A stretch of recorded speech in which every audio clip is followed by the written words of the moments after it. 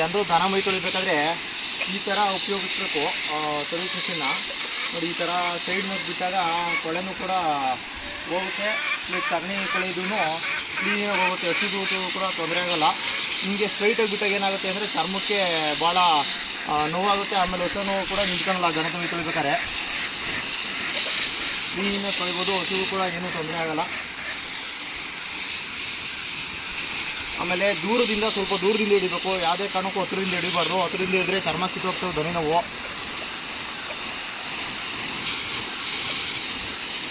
ನೋಡಿ ಕ್ಲೀನಾಗಿ ಹಿಡಿದಾಗ ಏನು ಕೊಳೆಯಲ್ಲದೆ ಕ್ಲೀನ್ ಹೋಗುತ್ತೆ. ಆವಾಗೇನು ಉಜ್ಜಬೇಕು ಅನ್ನೋ ನೆಸಸಿಟಿ ಇರೋಲ್ಲ, ಮತ್ತು ದನನೂ ಕೂಡ ಬೇಸಿಗೆ ತಂಪಾಗ್ತವೆ ತೊಳೆದಾಗ.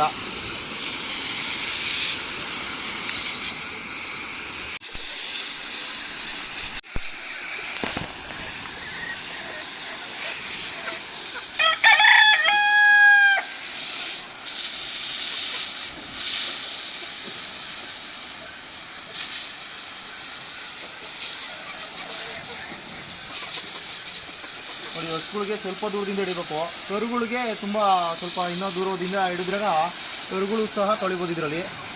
ನೀವು ಇದನ್ನು ರೈತರುಗಳು ಉಪಯೋಗಿಸ್ಕೊಂಡ್ರೆ ಒಂದು 1 ಅವರಿಗೆ ತೊಳಿಬೇಕಾಗಿರೋ ಒಂದು 10 ನಿಮಿಷಕ್ಕೆಲ್ಲ ತೊಳಿಬೋದು.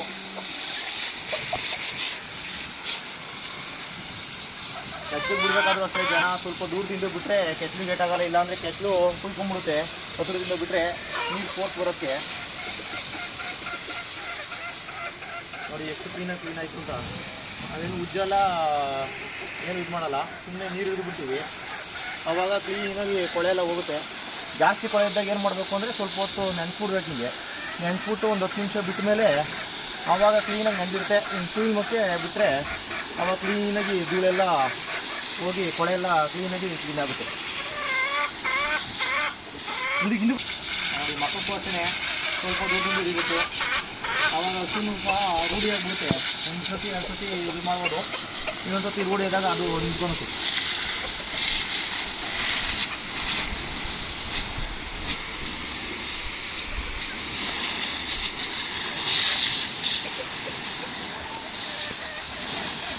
ಜನ ಇದು ಸರ್ವಿಸ್ ಮಿಷಿನಲ್ಲಿ ತೊಳಿಬೇಕಾದ್ರೆ ಇನ್ನೊಂದು ಏನು ಮಾಡ್ತಾರೆ ಅಂದರೆ ಕಿವಿಗೆ ನೀರು ಹಿಡಿದ್ಬಿಡ್ತಾರೆ. ಅದನ್ನು ನೀರು ಹಿಡಿಬಾರ್ದು, ಯಾಕೆಂದರೆ ನೀರು ಹಿಡಿದಾಗ ಒಳಗೆ ಹೋದರೆ ನೀರು ಹಸು ಪ್ರಾಣಿಗೆ ಅಪಾಯ ಆಗೋ ಸಾಧ್ಯತೆ ಇದೆ.